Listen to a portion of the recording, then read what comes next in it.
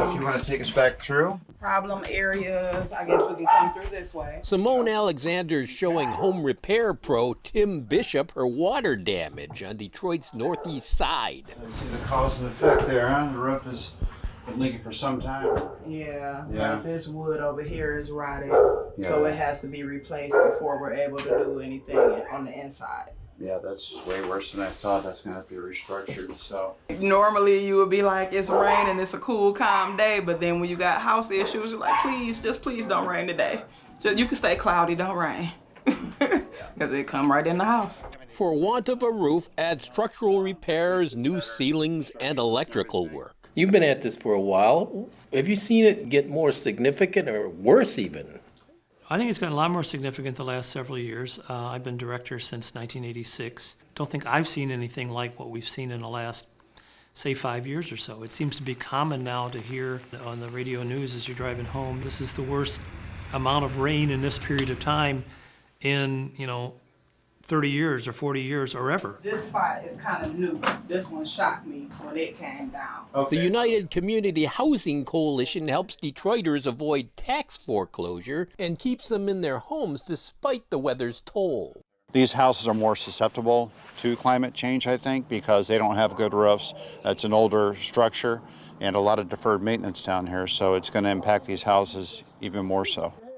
With more storms, more high winds, damage from old trees. It affects gutters. Gutters fall, collapse. They're not maintained, but they have standing water against the foundation like this here. So much deferred maintenance. How long can these homes last?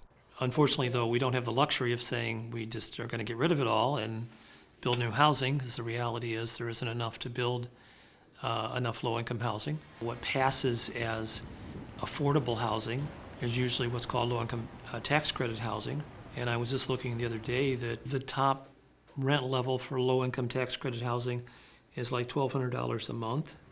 Many of the people that we represent, even working, are at $2,000 or less a month. So the affordable housing that we call affordable housing in that fashion is not very affordable. Weatherization. Semone Alexander's got more problems downstairs. Yeah, so how far does this spread out?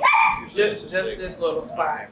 Drainage trouble. Nothing like the big flood 2 years ago. Lost memorabilia and damaged appliances, but the pets can stay down here for now. So we did the furnace a couple years ago during COVID. Now we're going to follow back up. We're going to put attach central air to the system, courtesy of DTE. AC may seem like a luxury, but if it does heat up more and more, it becomes more of a necessity, right? Yeah, it does. It will be expensive to run that central air. I mean, climate change is going to affect you one way or another. It's going to run your utility bill up, and that just gobbles up more of your, if somebody's on a limited income, that just takes a, disproportionate amount out of their pocket. Watch One Detroit, Thursday at 7:30 p.m.